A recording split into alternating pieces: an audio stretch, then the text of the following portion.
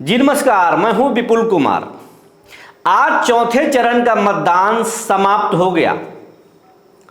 नेताओं की किस्मत ईवीएम में कैद हो गई, लेकिन इस बार जो वोट प्रतिशत में इजाफा हुआ है उससे नेताओं ने राहत की सांस ली है, खास करके एनडीए के नेता। अगर हम बात करें कि किन किन लोकसभा क्षेत्र में चुनाव हुई है और कितना प्रतिशत कहां पर वोटिंग हुआ है तो आपको हम बताते चलते हैं।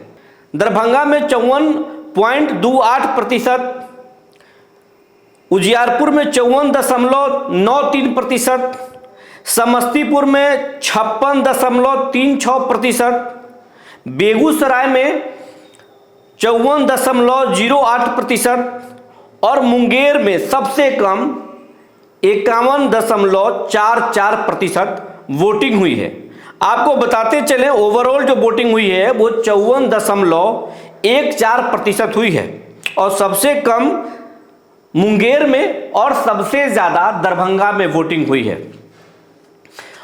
इन पांचों लोकसभा क्षेत्रों में जो वर्तमान में कब्जा है वो एनडीए का है और इस बार इन पांचों लोकसभा सीटों पर कड़ी टक्कर है और विपक्ष को, खास करके इंडिया ब्लॉक के जो नेता हैं, उनको उम्मीद है कि इस बार उनका खाता इन 5 लोकसभा सीटों में जरूर खुलेगा, वहां पे जरूर उनको मिलेगा। हम सबसे पहले बात करेंगे 2 लोकसभा सीट की जो सबसे हॉट सीट माना जा रहा है, जहां से 2 केंद्रीय मंत्री चुनाव लड़ रहे हैं। सबसे पहले हम बात करेंगे बेगूसराय, जहां पर गिरिराज सिंह, मोदी के जो मंत्री हैं और बीजेपी के फायर ब्रांड नेता हैं गिरिराज सिंह को टक्कर दे रहे हैं सीपीआई के कैंडिडेट अवधेश राय, और यहां पर काफी टक्कर है। लेकिन जिस तरीके से गिरिराज सिंह के पक्ष में जो गोलबंदी हो रही थी, जिस तरीके से कैंपेन कर रहे थे गिरिराज सिंह, उनका जो बॉडी लैंग्वेज था, आत्मविश्वास उनके समर्थकों में था, तो उससे बहुत कुछ साफ दिख रहा है। लेकिन यहां पर भी बहुत कड़ी टक्कर है।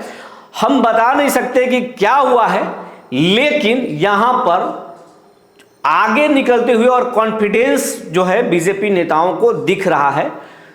तो गिरिराज सिंह एक बार फिर जो है सफलता पा सकते हैं, लेकिन कह नहीं सकते। 4 जून को ये साफ हो पाएगा और वैसे एग्जिट पोल पर रोक है, इसलिए हम नहीं बता सकते हैं कि किसकी जीत होगी और किसकी हार होगी।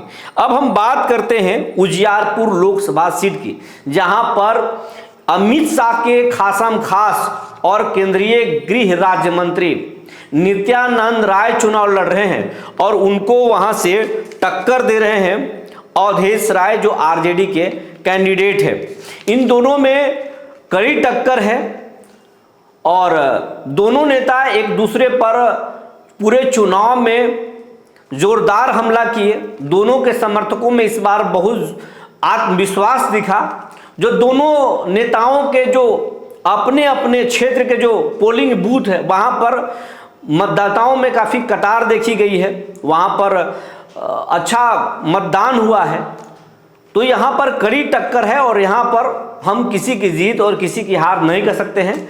वो 4 जून को ही साफ हो पाएगा, लेकिन बीजेपी को यहां पर भरोसा है कि एक बार फिर वो जीतेंगे और आरजेडी को लगता है, इंडिया ब्लॉक के लगता है कि शायद ये इस बार पासा पलट देंगे, लेकिन ये तो 4 जून को ही साफ हो पाएगा। उसके बाद हम सब अगर चर्चा करें तो मुंगेर लोकसभा सीट जो है हॉट सीट बन गया था और सबसे ज्यादा वहां की चर्चा हो रही थी, क्योंकि मुंगेर में ललन सिंह, नीतीश कुमार के खासम खास ललन सिंह, राजीव प्रताप उर्फ ललन सिंह और अशोक महतो की पत्नी अनीता देवी के बीच चुनाव हो रहा था। एक तरफ अशोक महतो बाहुबली हैं, जो जेल ब्रेक कांड के सजा याफ्ता हैं, उनके चुनाव में जाने से ललन सिंह को काफ़ी शिकस्त होने लगी। तो कहा जा रहा है कि इसी बीच 15 दिनों के पेरोल पर बाहुबली अनंत सिंह को जेल से बाहर निकाला गया। वैसे अनंत सिंह ने जो कोर्ट में और जो सरकार में जो आवेदन किया है, वो आवेदन किया है कि उनको बंटवारा करना है, उसी के लिए निकले हैं। लेकिन वहां पर अनंत सिंह जैसे ही मुंगेर गए, ये बात साफ हो गया कि अभी ललन बनाम अनीता की चुनाव नहीं, बल्कि अनंत बनाम अशोक की लड़ाई है। दो बाहुबलियों की लड़ाई है। और आज देखा भी गया, हर बूथ पर मतदाता तटस्थ दिखे और उत्साह दिखा और कांटे की टक्कर दिखी। अशोक महतो ने भी खूब ताकत झोंका और अनंत सिंह का तो कहना ही नहीं है। अनंत सिंह तो छोटे सरकार कहे जाते हैं उस लोकसभा सीट में और उस इलाके में। तो यहाँ पर भी रोचक लड़ाई हुई है, लेकिन उम्मीद जताया जा रहा है कि ललन सिंह अनंत सिंह के आने के बाद थोड़ा भारी पड़ गए थे, इसलिए बाजी मार सकते हैं। लेकिन अशोक महतो भी बैकवर्ड फॉरवर्ड करने की पूरी कोशिश की है, तो कहा जा रहा है कि अंदर अंदर परिणाम चौंकाने वाले भी आ सकते हैं। वैसे 4 जून को साफ हो पाएगा कि क्या नतीजा आएगा, लेकिन फिलहाल जो कहा जा रहा है वो कहा जा रहा है कि जदयू का पलड़ा भारी हो सकता है, लेकिन ये हम नहीं कर सकते क्योंकि रोक है एग्जिट पोल पर। अब हम बात करेंगे समस्तीपुर लोकसभा सीट की। यहाँ पर नीतीश कुमार के 2 करीबी मंत्रियों के संतान चुनाव लड़ रहे थे। अशोक चौधरी की बेटी सांभवी चौधरी लोजपा रामविलास के टिकट से चुनाव लड़ रही थी और कांग्रेस पार्टी से चुनाव लड़ रहे थे महेश्वर हजारी के बेटे सन्नी हजारी, और दोनों के बीच कांटे की टक्कर कही जा रही है।